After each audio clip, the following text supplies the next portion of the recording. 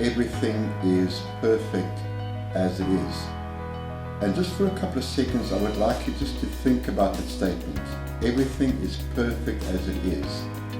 And don't quite judge the statement, don't quite think whether you agree or disagree with it. But for a few seconds, just check in with yourself and see what kind of feelings or what kind of thoughts that statement evokes or triggers inside of you. Everything is perfect as it is. And I'm going to add to that, not only is everything perfect as it is, because of that, it cannot be any different and it cannot be any better than it is. How can you say everything is perfect as it is? And that is where people very often will give me some examples of very bad things that they may be experiencing, or bad things that they've observed in other people's lives, maybe some tragedies or very difficult situations, and then almost accuse me of being insensitive by saying those things are perfect. And then there are other people who respond by saying, I've never thought of it like that. What do you mean by that? What does it mean to say that everything is perfect as it is? Well, first of all, let's look at the word perfect. I think why many people get upset with the statement is that most people tend to interpret the word perfect as good. And from a semantics point of view, that is not really what the word perfect means. The word perfect means or implies the culmination of a process, the way something has transpired. And everything is perfect as it is, meaning it can't be any different from the way it is, and it can't even be any better from the way it is, means that whatever the situation is that I'm experiencing right now is an outcome, is a result, is an effect of a cause or situations or events that preceded whatever it is that I may be experiencing right now. One of the very important universal laws and principles is referred to as the law of cause and effect.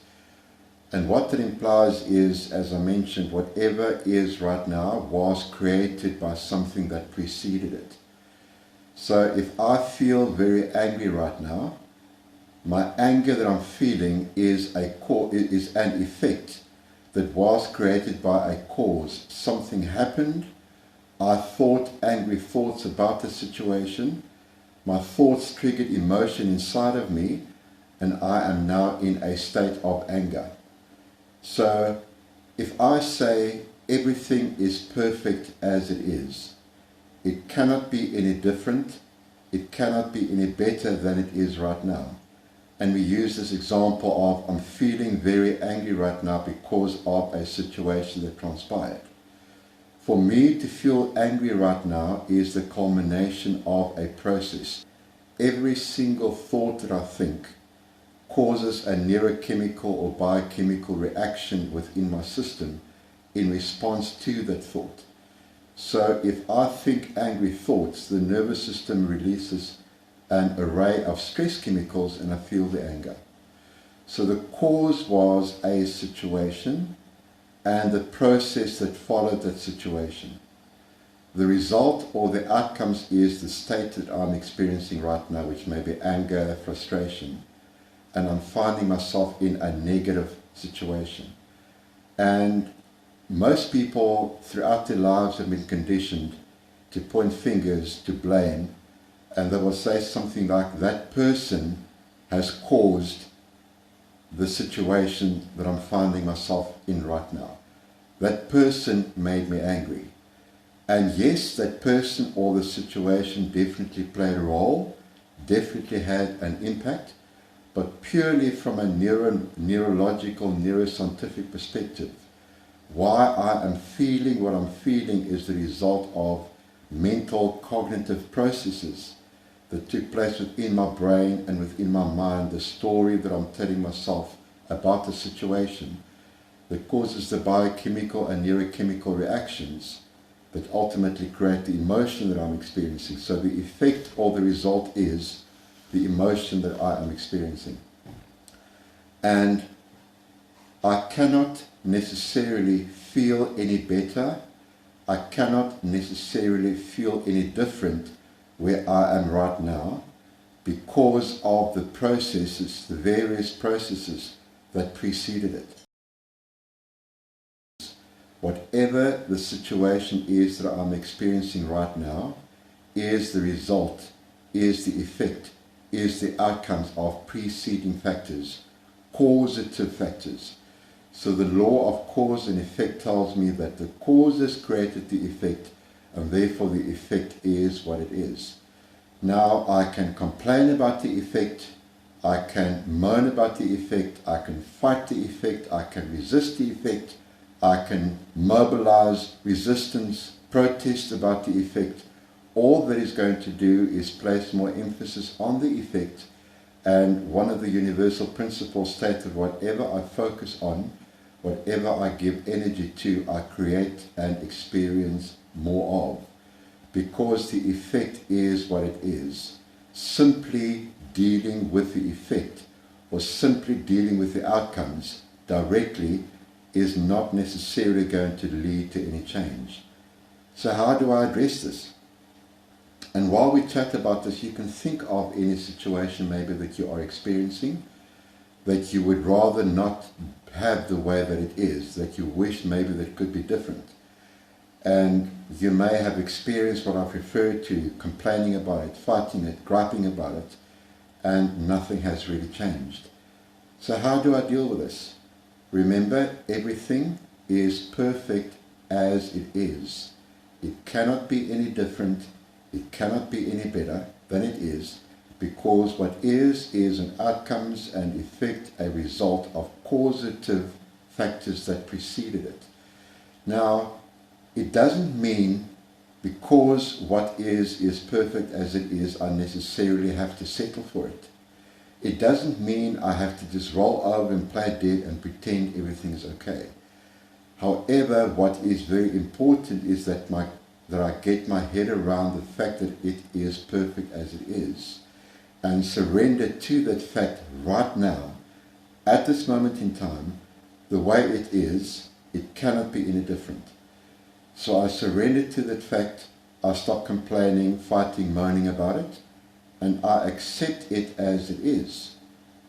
I don't have to condone what is, I don't have to be happy about what is, but I accept what is simply by giving what is permission to be what is. And purely from a quantum physics energy perspective, if I take on that attitude, I actually take away some of the power that the situation may have had over me in the emotions that it triggered inside of me because of the meaning that I continue to give to the situation. So it may take a little while, it may take quite a bit of self-talk, convincing myself that whatever is, I need to give it permission to be what it is right now. Now I can really look at the situation. Does the situation serve me? Are there benefits in the situation the way that it is? Is there something else that I would much rather prefer? Is there a different experience that I would rather have? Now, what do? I don't have to settle for what is, as I said. I am allowed to think of something that I would prefer, another experience that I would rather have. So how do I go about that? I create another cause. I start to think differently about the situation. Or I look at what can I do in response to the situation. Maybe I can get some help. Maybe I can get some advice. Maybe I can learn more about the situation.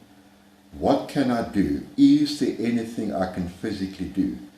Now, with regards to any unpleasant situation, if I can put it that way, there are only three possible ways I can really deal with it. The first thing is do something practical to change or fix the situation.